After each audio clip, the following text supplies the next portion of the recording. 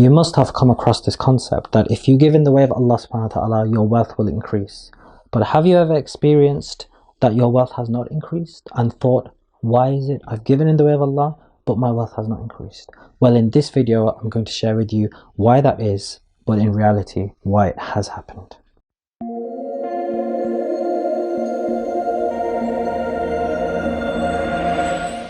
Welcome to Golden Touch Academy, helping you achieve time freedom and financial freedom so that you can do the more important things in life. So what is the answer to this question? You've given in the way of Allah subhanahu wa ta'ala, you've given money, wealth, your hard work and income, but your income is not increasing. You still feel like, where's my money going? Why don't I have more and more wealth I've given? Well, the reason is this. Rizq and sustenance does not just come in monetary form. I'm going to give you 10 different forms of rizq, but there are even more than that. So monetary is just one of them. Let me give you another. Time. Time is also a form of rizq. With fate, there are two types of fate. There's conditional fate and there's unconditional fate. In this video, we're not going to explain those in detail, but with conditional fate, if you do such a thing, Allah subhanahu wa ta'ala has placed in that action that I will give you such and such. If you do this, I will give you such and such. For example, if you recite certain azkars, the prophetic sunnah azkars, then there will be certain blessings for you from the morning till the evening, from the evening till the morning. With certain ones, the house is protected, your property is protected, you're protected from black eye or evil eye, and all sorts of things. Similarly, if you remove one obstacle in the path of any person, maybe in there Allah subhanahu wa ta'ala has placed a blessing for you that such a thing might be given to you. The example of the prostitute who fed the dog water, and because of that all her sins were forgiven. In there Allah subhanahu wa ta'ala placed this conditional fate. So this is conditional fate. It's a very big thing, and this is the reason why the small deeds that we do should never be underestimated, because you don't know in which small good deed Allah subhanahu wa ta'ala has placed mine and your salvation. So time, if you do certain good things, maybe Allah subhanahu wa ta'ala will increase your time. Your rizq has been increased, your time has been increased. Another example is the number of breaths, the number of glances, the number of steps. So you might think time is the same as the number of glances, steps and breaths. It's not. Have you not come across a person who's blind but they still have life? A person who can walk, or a person who can't walk anymore but they still have life? And as for breaths, people who are brain dead but their heart is being kept alive and their brain is being kept alive but they're almost not breathing anymore. So they have no breath but they're still living. So these are different forms of rizq. Time is different. Another one I'm going to give you is spiritual wealth. Spiritual wealth is amongst the greatest. This is the qualities of the heart: love, sincerity, fear, hope. These are forms of rizq as well. So you may have given in the way of Allah subhanahu wa ta'ala, but He's given you qualities in return, and these are far greater than many of the other things, the physical world stuff. Another form of rizq is the physical health.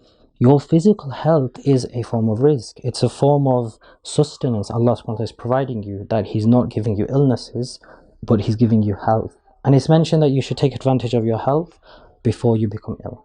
So this is another one. Mental health is a very, very big form of rizq. Many people in the world are suffering with this today. And if Allah subhanahu wa ta'ala has given you good mental health, then this is something what we should be grateful for. So maybe you giving in the way of Allah, Allah subhanahu wa ta'ala has given you mental health.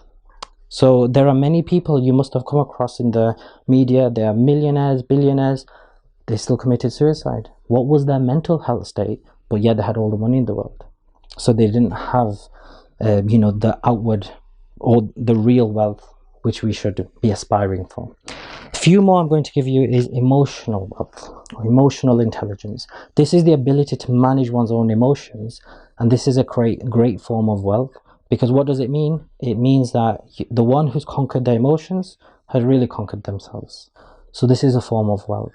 So here I've given you almost 10: monetary, time, the number of breaths, the number of steps, the number of glances, spiritual wealth, which is the qualities, emotional intelligence, mental health, physical health, and the 10th one, knowledge. knowledge is also a form of wealth as well, and knowledge has different depth. So the deeper the knowledge Allah subhanahu wa ta'ala gives you, the more wealth that you have as well. There are many people who read, but Allah subhanahu wa ta'ala says that there are those who read this book and they become guided, and there are those who read this book and they become misguided.